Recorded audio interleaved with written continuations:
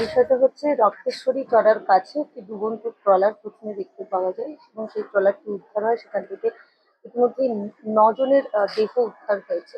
এই ট্রলারটা কোথাকার, কবে বেরিয়েছিল এবং কি ঘটেছিল? এই ট্রলারটা হচ্ছে পূর্ব মেদিনীপুর জেলার শঙ্করপুর, যে আমাদের ফিশ ল্যান্ডিং সেন্টার আছে মানে হারবার, ওইখানকার এই ট্রলার। ওরা 2 তারিখের আগে ওরা হচ্ছে বেরিয়েছিল সমুদ্রে মাছ ধরতে। 2 তারিখের আগে মানে 2-3 দিন আগে হবে।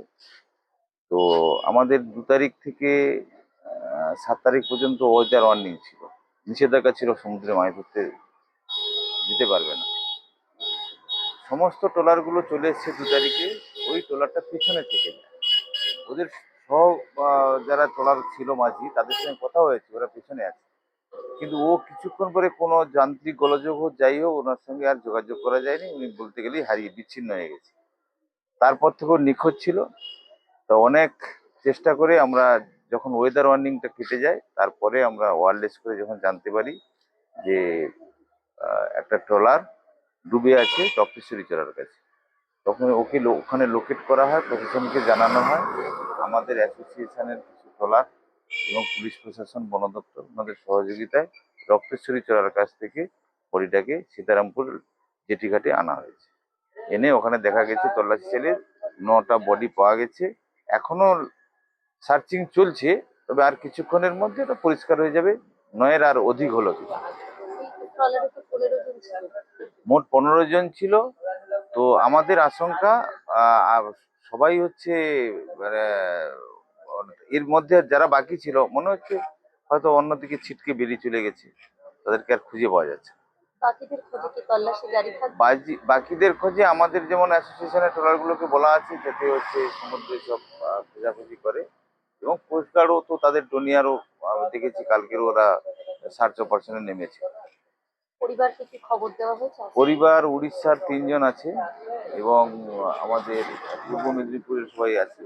তার মধ্যে কিছু পরিবারের লোকজন চলে এসেছে এখানে, সীতারামপুরেও গিয়েছিল।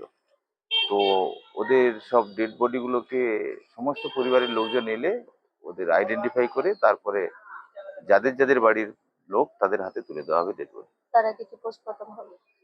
হ্যাঁ, আজকেরই পোস্টমর্টম হবে কাকদ্বীপ হসপিটাল। ট্রলারটা যখন ডুবে দীঘা শঙ্করপুরে ওখানে, তার ট্রলারটা নিখোঁজ হয়ে যায়, পাওয়া যাচ্ছিল না।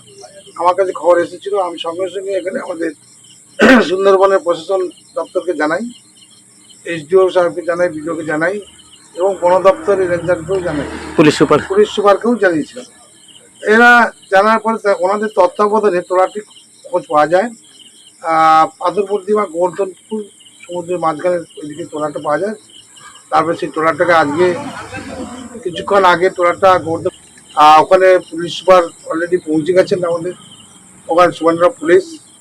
তারপরে আমি খবর পেয়ে আমি অলরেডি আমাদের চিফ মিনিস্টার, মুখ্যমন্ত্রীকে জানিয়েছি আমি যে এখানে এই অবস্থা আছে। আমি ওনাকেও নির্দেশ দিয়েছি আসার জন্যে এবং আমি ওখানে যাচ্ছি বলে ওনাকে জানিয়ে দিয়েছি।